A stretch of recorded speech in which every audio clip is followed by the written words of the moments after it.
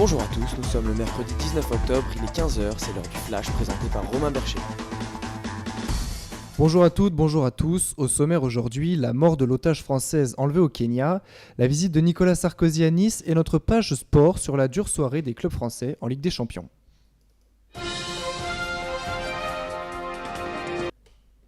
Enlevé le 1er octobre au Kenya, Marie de Dieu est décédée selon le ministère des Affaires étrangères. Son porte-parole ne précise pas la date de l'événement. Âgée de 66 ans, la Française avait été détenue dans la région frontalière entre le Kenya et la Somalie. Seul point d'ombre, les circonstances du décès de la ressortissante qui sont encore non communiquées. Rappelons que Marie de Dieu avait joué un rôle clé dans le mouvement féministe en France dans les années 1970. La France demande le rapatriement de son corps dans les plus brefs délais. Plus d'informations dans nos différents flashs. Hollande plébiscité par les Français. Selon le dernier sondage CSA, le candidat du PS pour 2012 écraserait Nicolas Sarkozy.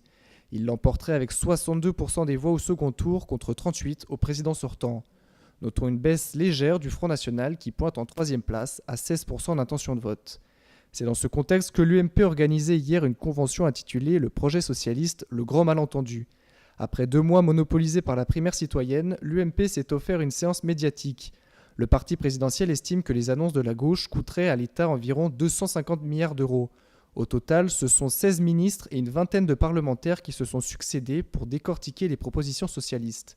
Jean-François Copé espère donc reprendre la main sur le terrain politique actuel. Politique toujours avec la visite hier de Nicolas Sarkozy à Nice, l'occasion pour le chef de l'État de rappeler son rôle face à la crise et d'occuper le terrain médiatique.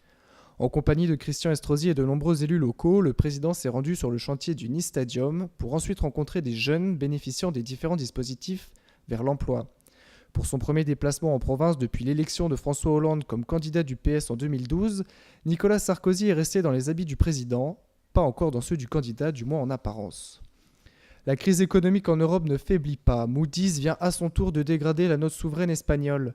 L'agence note désormais A1 les obligations d'État espagnoles à long terme et non plus AA2, refusant ainsi à l'Espagne le statut d'émetteur de haute qualité. Une motivation due en partie aux nombreuses tensions sur les marchés financiers. Elle a indiqué que la note souveraine pouvait être abaissée encore dans les jours à venir. Des élections législatives se tiendront dans le pays le 20 novembre prochain. Tristan Banon ne se constituera pas partie civile après le classement sans suite de la plainte contre Dominique Strauss-Kahn. La jeune femme estime en effet son statut de victime reconnu, au moins à minima.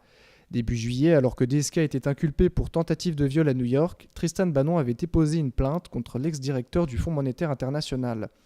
Elle l'accusait d'avoir tenté de la violer en février 2003 dans un appartement parisien.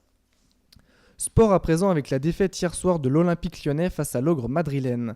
Les Gones ont pris une leçon de football à Madrid en encaissant 4 buts.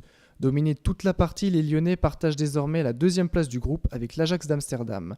Le Real de son côté pointe à 5 longueurs de l'OL. Autre club français en lice, le LOSC s'est incliné sur son terrain 1-0 face à l'Inter Milan. Le champion de France pouvait espérer mieux de ce match. En effet, les Italiens sont bons 17e de leur championnat et traversent actuellement une période délicate. Les Lillois sont derniers du groupe avec 2 petits points. Ce soir, l'Olympique de Marseille reçoit Arsenal à 20h45. C'est la fin de ce flash, merci de l'avoir suivi et à très bientôt.